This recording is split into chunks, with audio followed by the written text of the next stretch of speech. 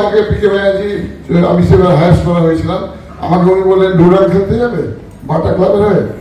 তো আমি সেই যে আমার ঢুকলাম, শেষও করেছি এইভাবে। এখানে যারা মঞ্চে বসছেন, আপনারা যারা রয়েছেন, প্রথমে আমি সামান্য একজন ফুটবলার, জেলা থেকে বড় হয়েছি আমি। এখানকে যারা আজকে আমাদের জেলার কর্মকর্তারা রয়েছেন, সবাই রেফারি রয়েছে, এবং সবচেয়ে বড় কথা সমস্ত প্রিন্ট অ্যান্ড ইলেকট্রনিক মিডিয়ার যারা রিপোর্টাররা এসেছেন, আমাদের অসংখ্য ধন্যবাদ।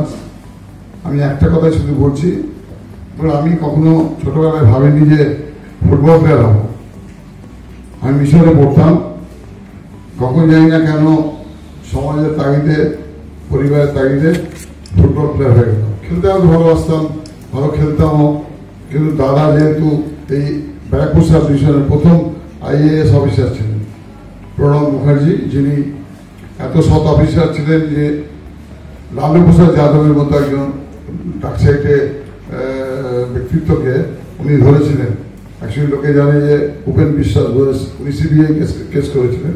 এই পশুখাদ্য কেলেঙ্কারি আমার দাদা ধরেছিলেন, প্রণব মুখার্জি, উনি পার্টনার অ্যাকাউন্টেন্ট জেনারেল ছিলেন। কিন্তু আমার দুর্ভাগ্য যে আমি দাদার জায়গায় পৌঁছতে পারিনি, কারণ আমি পড়াশোনা ছেড়ে দিতে হতো। আমি MA করে ফুটবল খেলেছি, কিন্তু আমি ফুটবল যখন খেলতে আরম্ভ করেছি, যেটুকু সময় খেলেছি মন দিয়ে খেলেছি। আমার যা ভয়টা ছিল না, যা ক্ষমতা তার মধ্যেই চেষ্টা করেছি। এবং জেলার এমন একজন প্লেয়ারের খেলা দেখে আমি ইন্সপায়ার হতাম। আমাদের এখানে যারা আছি, যারা 70-80 দশক অব্দি খেলেছি, আমরা অধিকাংশ প্লেয়ারই ঠিক মতো কোচিং নিয়ে ফুটবল খেলিনি। আমরা অন্য বড় প্লেয়ারদের খেলা দেখে আমরা ইন্সপায়ার হয়েছি। সেরকমই একজন ছিলেন খর্দার পরিমল দে এবং সুশান্ত ঘোষ, এবং শ্যামনগরের কেষ্টপাল মিশন মাঠে খেলতে আসছেন। এদের খেলা দেখে দেখে আমি বড় হয়েছি। তো সুতরাং আমি এই বিষয়ে কিছু বলবো না। আমিও সাংবাদিকদের জন্য একটা কথা বলতে চাই। আমি নিজে যখন খেলায় ঢুকে গেলাম, খেলার পরে, খেলা ছেড়ে দেওয়ার পরে কোচিং এ এলাম, আগে নিজেকে শিক্ষিত করার চেষ্টা করলাম। তার জন্য আমি শ্যামল ঘোষ এবং প্রদীপ দত্ত নন ডক্টরস ট্রেনিং নেওয়ার জন্য গেলাম MS ঘোষের কাছে, হাওড়া হসপিটালে। তারপরে যখন আমি 90 সালে খিদিরপুর ক্লাব কোচিং করি, তখন আমি রোমে গেছিলাম একটা সুযোগ পেয়ে। আমি যে ওয়ার্ল্ড কাপ গুলো গেছিলাম শুধু শিখবার জন্য। আমার একটা শিক্ষা হয়েছে যে পৃথিবীর সেরা সাংবাদিকদের সঙ্গে কথা বলবে অনেক কিছু জানা যায়। আপনারা যারা রয়েছেন সাংবাদিক, তারা এতটাই খেলাটা নিয়ে ভাবেন, লেখেন, সেটা জানলে অনেকেরই উপকার। আমি শুধু একটা উদাহরণ দিয়ে শেষ করছি।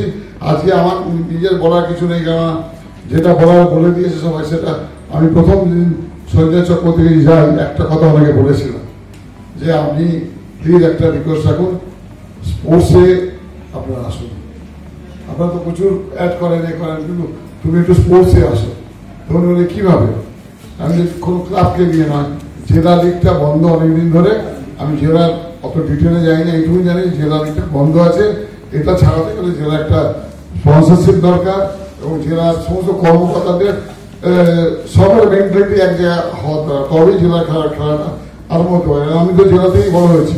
আমার প্রথম যে পিকে ব্যানার্জি আমাকে দেখলেন, এই জেলার উত্তর চব্বিশ পরগনা হয়ে দুর্গাপুরে খেলতে গেছিলাম। উত্তর দক্ষিণ তো ম্যাচ ছিল আমাদের হুগলির সঙ্গে, ওদিকে সুরজিৎ সেন উত্তর বিজয় দীপকরা খেলছিল। আমরা 3-1 জিতেছিলাম সেই ম্যাচে। প্রশান্ত মিত্র আমাদের ক্যাপ্টেন ছিল। তো ওইটা দিয়েই আমাকে পিকে ব্যানার্জি আমি সেবার হায়ার করা হয়েছিলাম। আমাকে উনি বললেন ডুরাল খেলতে যাবে বাটা ক্লাবের হয়ে। তো আমি সেই যে আমার ঢুকলাম, শেষও করেছি এইভাবে। সুতরাং খেলাটা তো আমার কাছে একটা ভালোবাসার জিনিস। যদি জেলার যে প্রবলেমটা শুনছিলাম, সেইটার জন্যই শুধু ওনার কাছে আমরা গেছিলাম যে একটা আপনি প্লিজ স্পোর্টসে আসুন। তো সে তার পরের কথা তো সবাই শুনে নিয়েছেন। আর সাংবাদিকদের জন্য একটা কথা বলছি সবার সামনে। আমি সাংবাদিকদের কেন রেসপেক্ট করি, আমার জীবনে আমি একবার গভর্নমেন্ট পার্টি ছিল, বাকি 3 বার আমি ওয়ার্ল্ড কাপ গেছিলাম রোম, কোরিয়া, ফ্রান্সে, শুধু নিজেকে শিক্ষিত করার জন্য। কষ্ট করে থাকার ব্যবস্থা করে গেছিলাম। এবং ওখানে গিয়ে আমি সাংবাদিকদের এমন একটা ঘটনা বলছি। আমার মনে আছে ম্যাচটা ছিল ব্রাজিল ভার্সেস ফ্রান্স।